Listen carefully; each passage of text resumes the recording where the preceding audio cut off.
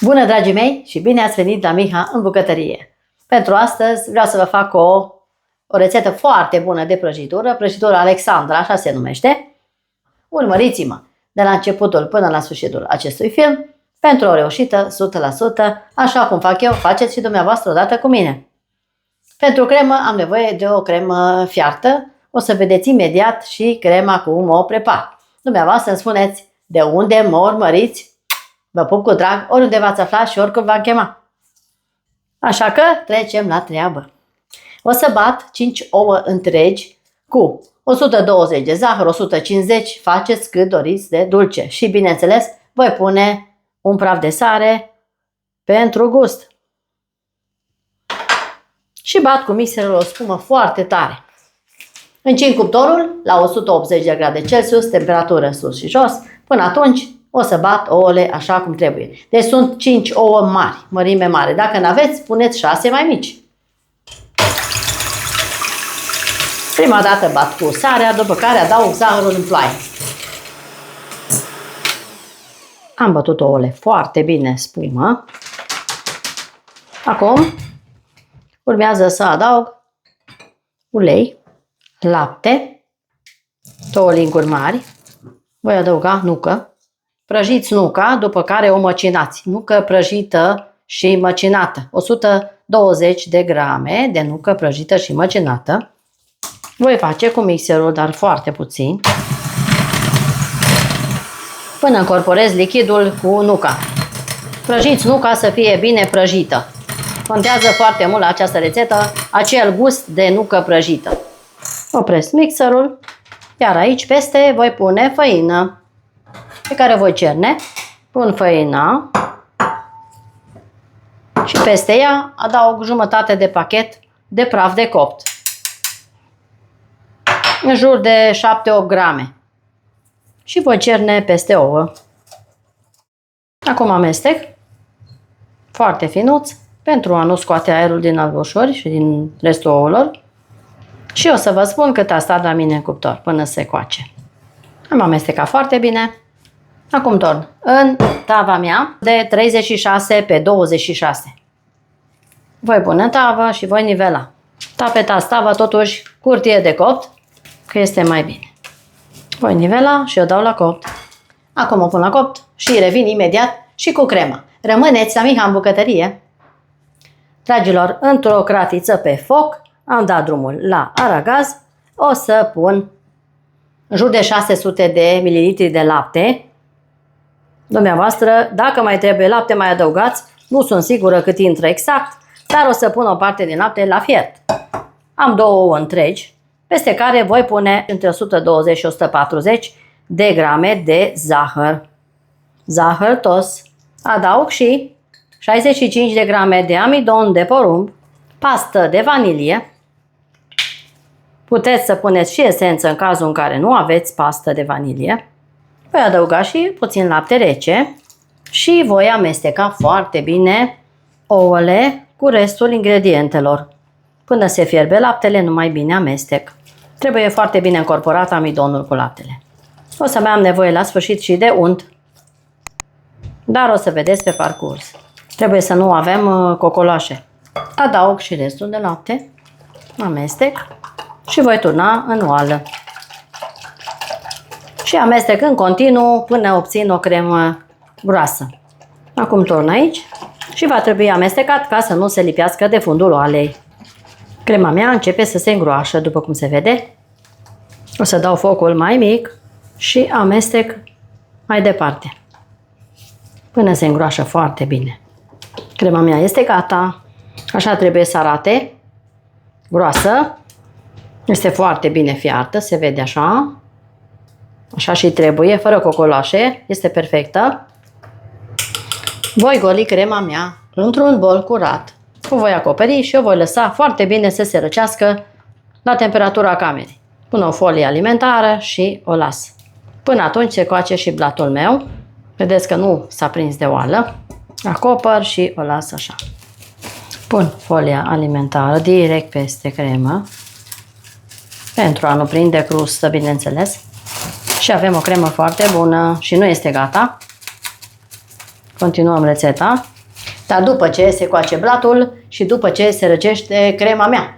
Revin imediat, rămâneți la Miha în bucătărie, pentru că urmează și umplutul acestei prăjituri deosebite. Dragii mei, blatul meu s-a răcit, l-am ținut la cuptor 25 de minute, nu mai mult, din 5 ouă, așa arată. O parte am tăiat în două și o parte, jumătatea cealaltă, este pe un alt blat să se răcească. Deci s-a răcit. Crema este și ea rece, iar aici am 160 de grame de unt, pe care îl voi mixa foarte bine spumă. Nu o să pun zahăr, deoarece crema este destul de dulce. Dacă doriți, mai puneți zahăr. Aici am și un sirop, o să fac imediat din lapte, dar întâi o să bat untul spumă, după care o să bat și această cremă, care arată foarte bine și miroase frumos. Este o cremă delicioasă și foarte bună. Așa arată crema mea. Bat untul foarte bine. Aveți nevoie de un unt gras, 82% grăsime. Acum o să bat și crema, bineînțeles, cu același mixer, la viteză mică, până o fac un pic așa cremoasă. Am bătut crema, este foarte fină. Acum voi pune din cremă în acest unt și o să fac cu mixerul până încorporez toată crema în unt. Iau așa câte o lingură și așa continui până termin toată crema de mixat. Am mixat foarte bine crema, este gata și este o cremă extraordinar de delicioasă și de fină. Uitați aici crema mea de vanilie. Încercați rețeta. Acum o să trec la umplerea tortului meu. Am jumătatea de blat. Acum voi face un sirop din 250 de ml de lapte la temperatura camerei. Eu voi folosi sirop de arțar, 2 linguri, dumneavoastră puneți zahăr, 2-3 linguri de zahăr. Așa voi face de data aceasta. Și o să pun și un plic de zahăr vanilat și voi amesteca. Amestec foarte bine până se topește zahărul vanilat. Acum voi însiropa blatul meu pe toată suprafața lui. Pentru că eu vreau un blat mai umed, dumneavoastră puteți să însiropați doar cu lapte simplu sau apă cu zahăr sau așa, cum doriți. Cum vă place, așa faceți. Dar eu zic să faceți rețeta mea. Este altceva. Am însiropat bine. Acum o să pun jumătate din cremă. Împart în două această cremă. Dacă doriți, puteți să o cântăriți. Însă eu fac ca de obicei la ochi.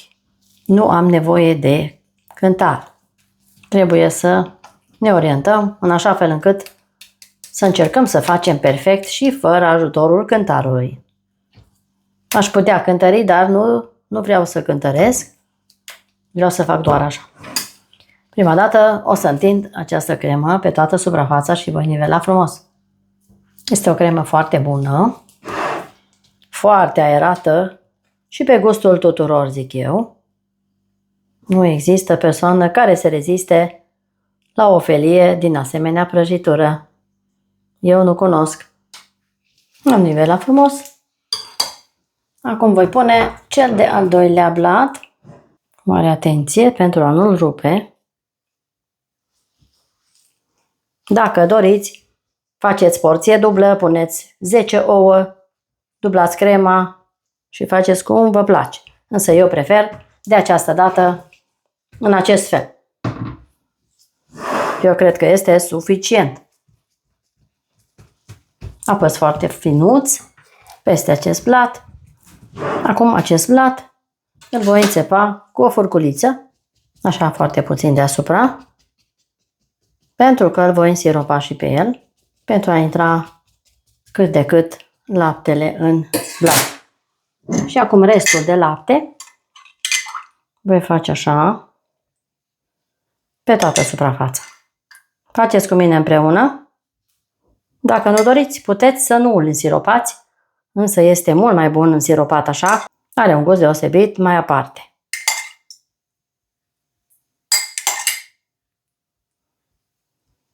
Deci am pus cele 250 de ml de lapte ca și sirop. Acum voi așeza restul de cremă. Pun pe toată. Și nivelez de asemenea pe toată suprafața blatului deasupra. Am pus crema. Acum nivelez peste tot. În mod egal. Am nivelat crema bine, bine. Acum vin și pun de această dată, ca și decor, multă nucă tocată foarte mărunt, deci măcinată, dar neprăjită. Punem nucă din belșug. Peste tot. Finisez așa foarte finuț, cu mâna, pe suprafață, fără a apăsa prea tare, pentru a intra nuca puțin în această cremă. Nuca se așează foarte bine peste cremă. Și aceasta este prăjitura mea, Alexandra de astăzi. Este un deliciu fără îndoială și vă invit să preparați cu prima ocazie această prăjitură mea, Alexandra, așa se cheamă. Va merge la frigider peste noapte și o să revin și cu felie și cu secțiune și cum doriți, ca să vedeți despre ce este vorba și în interior. Până mâine, rămâneți pofticioși la Miha în bucătărie. Dragii mei, prăjitura mea, Alexandra, a stat peste noapte la frigider și arată într-un fel foarte mare. Uitați aici cât este de frumoasă această prăjitură, de perfectă.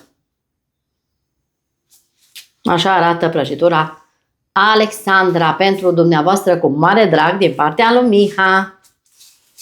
Încercați rețeta mea cu mare plăcere, pentru că o să satisfaceți cele mai exigente gusturi. Asta vă promit. O să tai în cofelie să vedeți și mai în interior. Se topește în gură pur și simplu. Eu am tăiat marginile pentru a vă putea arăta și mai bine despre ce este vorba. Uitați aici, tot așa de frumos arată și așa. Este absolut perfectă. Foarte multă nucă, ceea ce nouă ne place. Și o să vă arăt cât de frumos se taie această prăjitură. Uitați aici. Se taie atât de bine și este incredibil de gustoasă. Cea mai bună și mai simplă prăjitură posibilă. Dacă aveți gusturile mele, vă rog foarte mult să încercați rețeta mea de astăzi, Alexandra. Vă mulțumesc foarte mult că ați fost alături de mine până la finalul acestei foarte bune rețete. Dacă aveți gusturile mele, încercați. Abonați-vă pe YouTube, Rețete Culinare cu Miha, pentru a mă ajuta să fim o comunitate și mai mare și mai frumoasă cu rețete, chiar și unice, chiar și personale. Pe Facebook, cine dorește să intre în comunitatea miha.de, de asemenea și acolo este gratuit. Până la un nou video, toate cele bune, pe curând!